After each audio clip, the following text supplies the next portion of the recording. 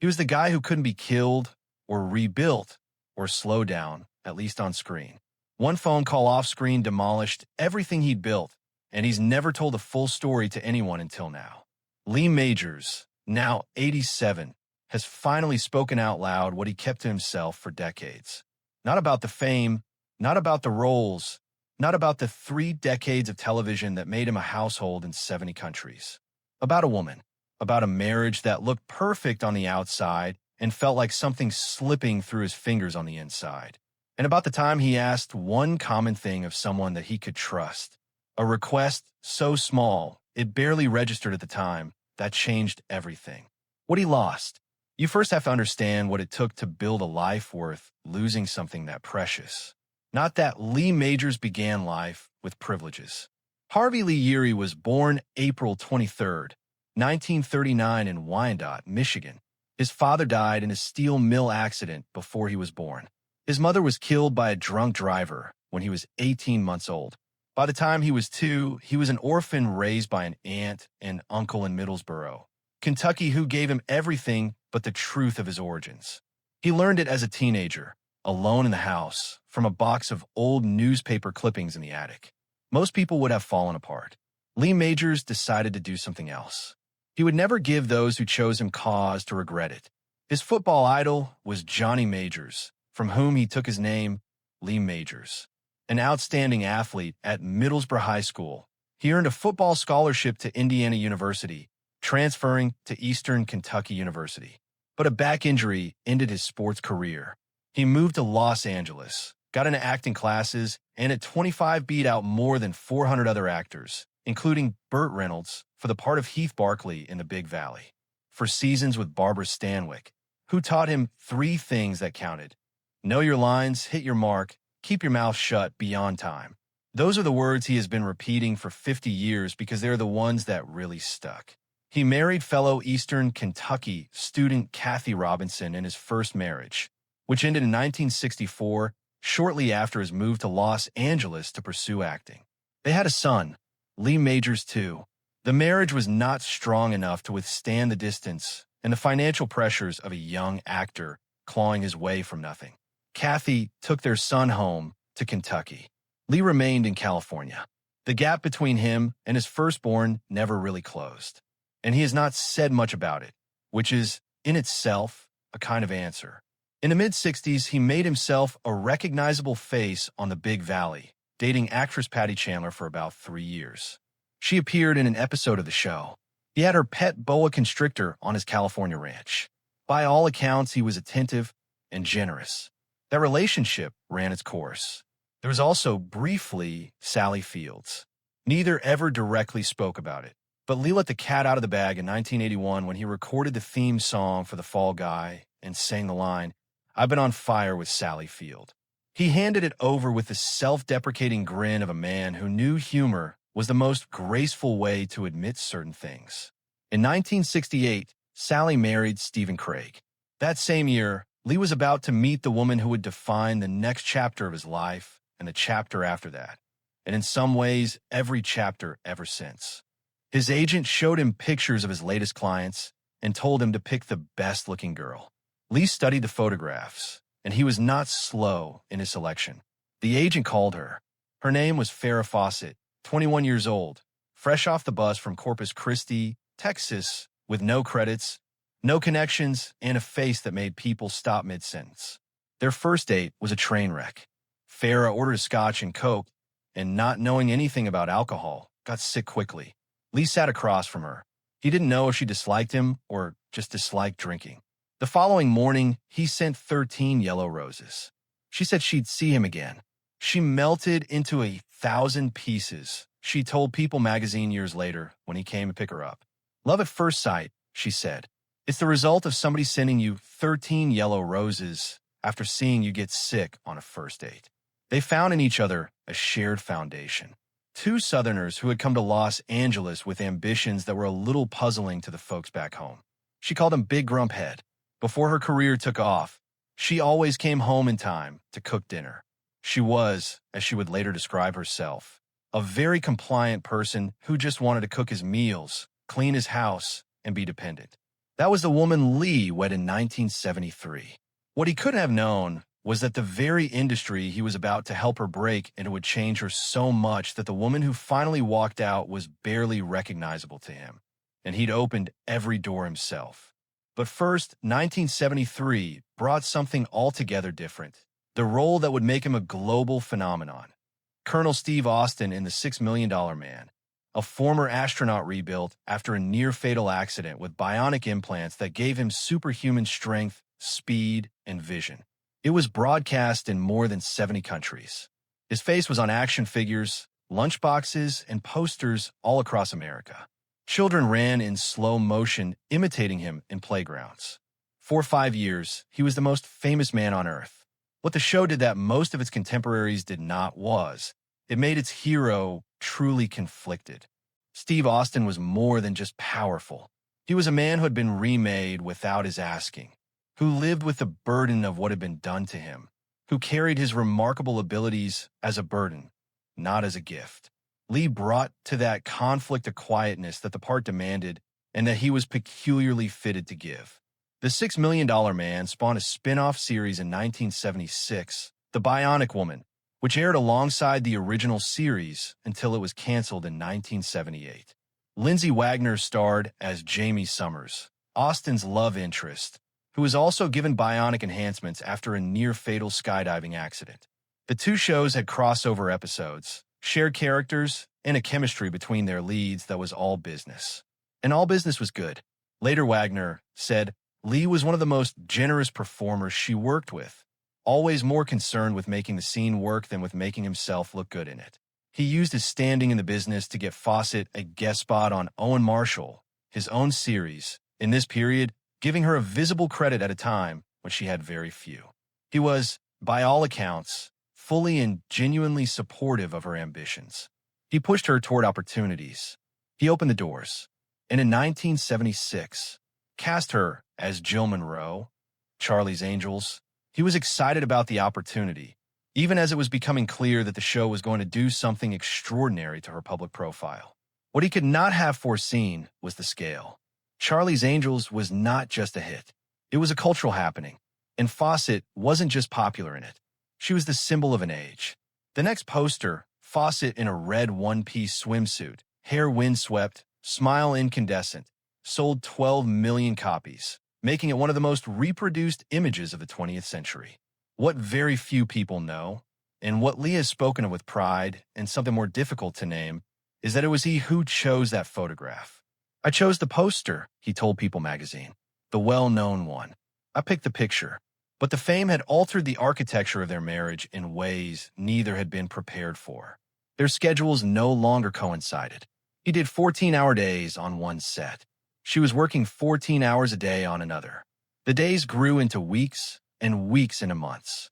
I think I saw her 2 weeks in 1 year, Lee told People in his 80s.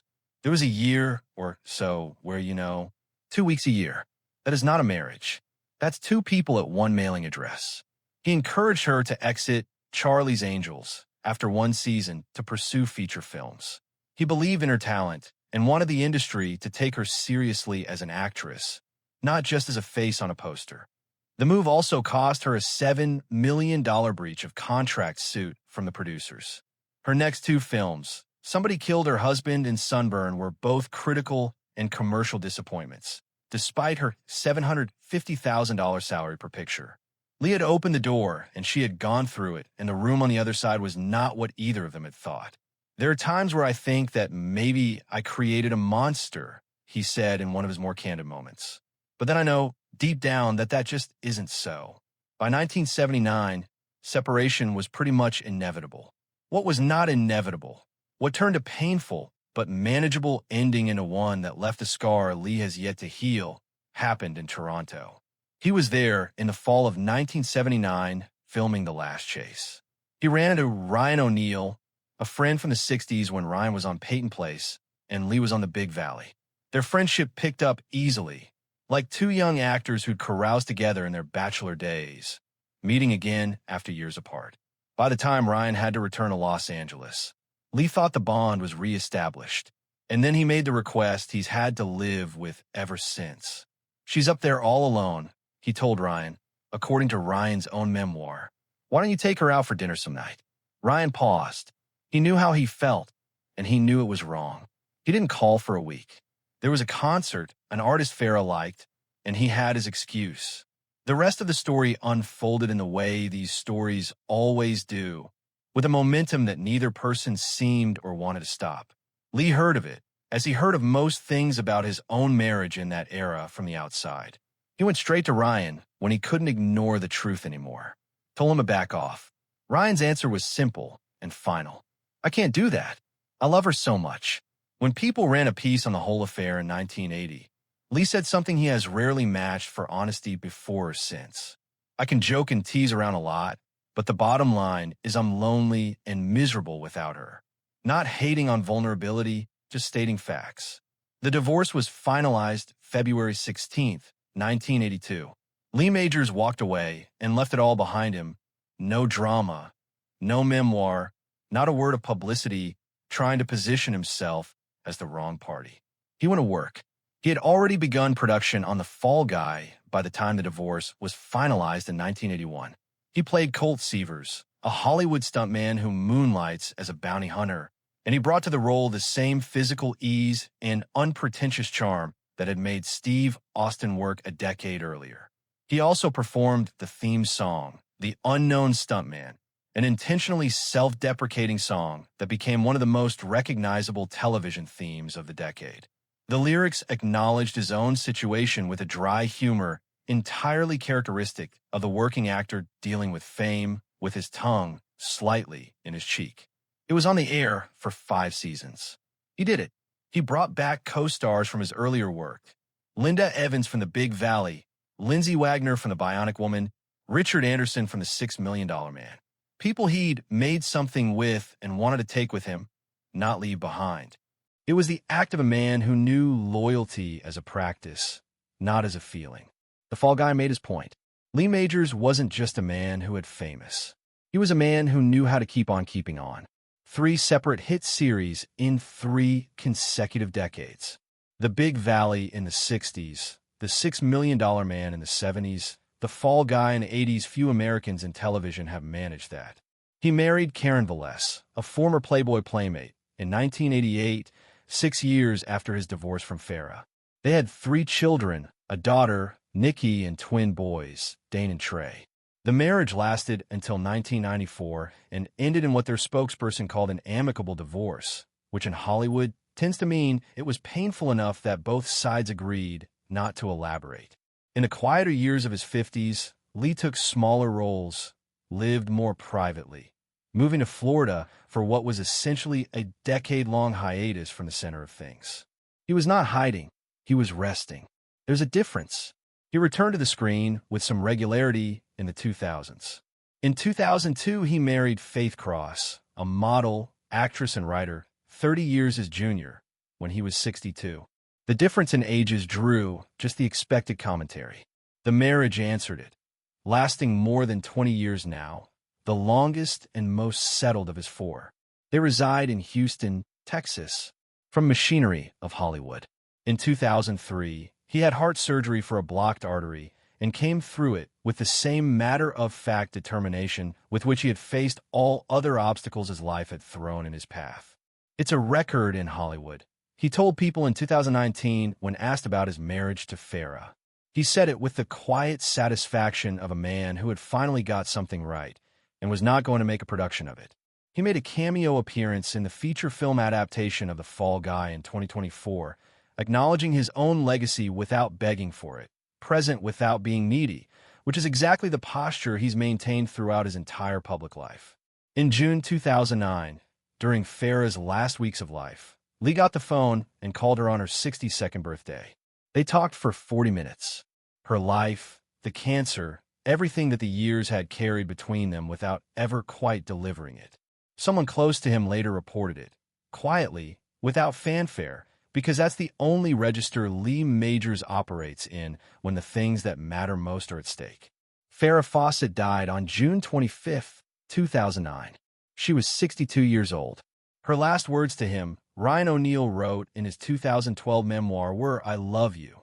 She fought a hell of a battle against a terrible disease, Lee said in a statement.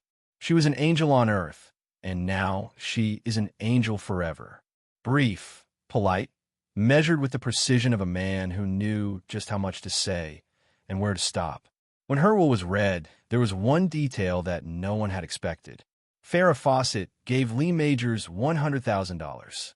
Ryan O'Neal, the man who had been her partner for the better part of 3 decades, the man who had been at her deathbed, the man whose name was her last words, got nothing from her estate. There's a whole conversation in detail. The people involved didn't want it to be known. It's sitting there, silent and whole, like most of the truest things in Lee Majors' life. Lee Majors is still alive at 87, still married to Faith, still showing up at fan events where strangers press things into his hand to sign with the same enthusiasm they would have brought to the same task in 1975. He speaks about the $6 million man with the affection of someone who really cared about what that show meant to the people who watched it. He talks about the fall guy with the satisfaction of a man who made something good on purpose. Barbara Stanwyck is revered in his talk. When he does speak about Farrah, he does so with the careful warmth of someone who has decided that dignity is more important than the complete accounting. He has never lashed out at Ryan O'Neal, never said his name in anger, never given an interview designed to paint himself as the injured party in a scandal the public judged decades ago. He just kept working, kept showing up, kept being the man that people who ran into him kept describing with one word: gentleman.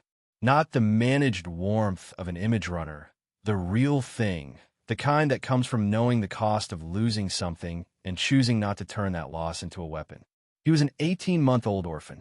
He learned it from old newspapers in an attic. He'd beat out 400 men to get a part in a Western. He was in slow motion on American television for 5 years. Then he picked the photo that would become the most iconic poster of a generation, and the woman in it left him for his buddy. He called her 40 minutes before she became unreachable. She left him $100,000 in her will. That's the story. Lee Majors has been quietly living for 87 years without an explanation. The woman he could never forget left evidence in her last document. She never forgot him either. Some things don't need to be said out loud to be absolutely, irrevocably true. If this story touched you, be sure to like this video, subscribe to the channel, and turn on notifications. Share your thoughts below. What's your favorite Lee Majors role, or what do you remember most about Farrah Fawcett? We would love to hear from you. Thanks for watching, and I'll see you in the next one.